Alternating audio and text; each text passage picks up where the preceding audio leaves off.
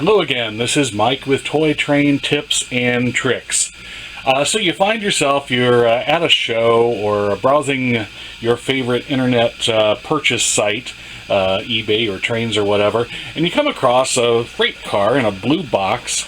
It just says industrial rail, and you say to yourself, industrial rail, what is that? Are these any good, and what are they?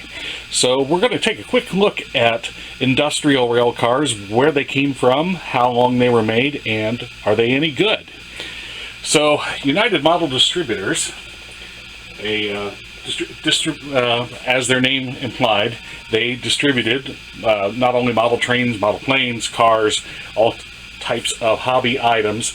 And in the late 90s, right around 1997, they decided to expand their offerings, not just distributing other products, but actually importing stuff under their own brand name. And this brand name was called Industrial Rail. First, they came up with a line of cheap HO and N-scale cars, and then they added an 027 line in 1998. Matter of fact, here is the 1998-1999 consumer catalog that they made.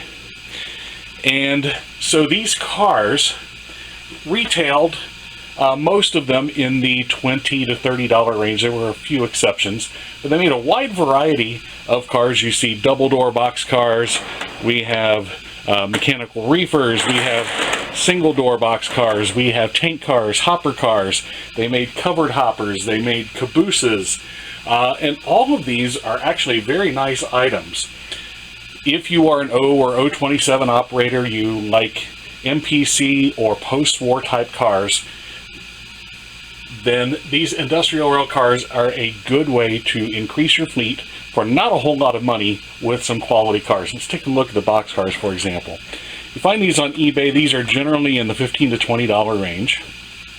And here's what they come with, and this is true of all of the industrial rail cars. We have metal trucks with simulated springs, roller bearings, metal couplers that work reliably, very nice.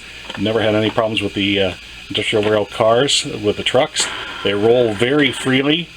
The cars themselves, the plastic, it's a little thicker than, say, the Lionel cars of the MPC era. So there's some heft to these. Total weight, these are comparable to a post-war type car. Of course, the doors open and close. Good graphics, as you can see, good details. And you even have, not on all of the cars, but on some of the cars, you even have, let's find an example here, you even have end details. We have our brake wheel, but you notice here we have the road number and reporting marks on the ends of the car, something you rarely see in an 027 car.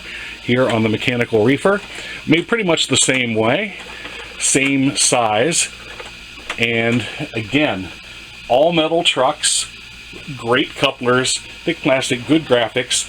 Most of the cars came in multiple road numbers, so you could string 2 or 3 together into a train. And the road names varied from traditional to contemporary. And most of them had a very prototypical looking feel to them. So unlike Menards cars, which would be in the same price range today, the industrial rail cars, actually the trucks and the couplers are better on the industrial rail cars, and they appear more realistic. And the other thing about them, that unlike Menards cars, you see a comparison here in size. Industrial rail car, here is a traditional Lionel box car. Notice they are almost the same. The Menards cars tend to be a little bit taller and a little bit bigger. The industrial rail cars are very, very close to their Lionel counterparts.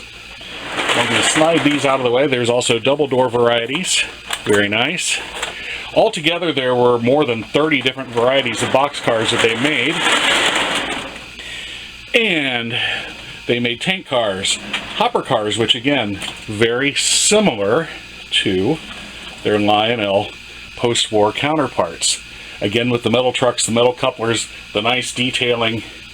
The tank cars, one downside to the tank cars is these railings are a bit fragile. You'll usually find these with a broken railing that may need to be repaired. Those are fragile. They also made work cabooses, regular cabooses. Now the regular caboose is kind of an exception to the line in that it was kind of awkward looking. Pull this up in the catalog and you will see. Uh-oh, where'd they go? The caboose. Well, maybe they didn't come out to 2000. Yep, they're not in this catalog. Anyway, the caboose was a SP type, like the Lionel, but it was a smaller shell, almost 1/64th, more like a Marx car. But riding on this side's truck, it looked just ridiculously small. And that's one of the reasons why when United Models stopped operations, I believe it was in 2002, the industrial rail line was picked up by Atlas O, and most of the cars were continued except the caboose. Atlas came up with a new caboose based on the C&O prototype, much closer to scale and looks better with the other cars. Atlas O expanded the line a little bit. They added passenger cars and they added a neat 442 steam engine and a line of track as well. But looking at the Atlas webpage, the industrial rail line still exists, but you'll find that they haven't produced any new models in quite some time.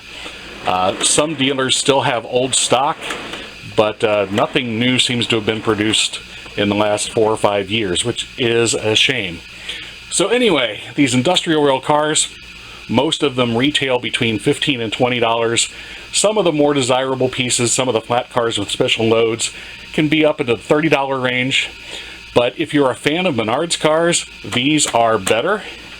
It's a great way to fill out your fleet. They run great, well detailed, great graphics, and not budget busters. So for a line of cars that was really only made between 1998 and about 2002 until Atlas took over, they're a great bargain. So look for the blue box industrial rail 027 cars. You will not be disappointed if you are an 027 operator. If you like post-war MPC, these cars are right up your alley. So check them out, industrial rail. So that's all. I hope you liked it. I hope you learned something.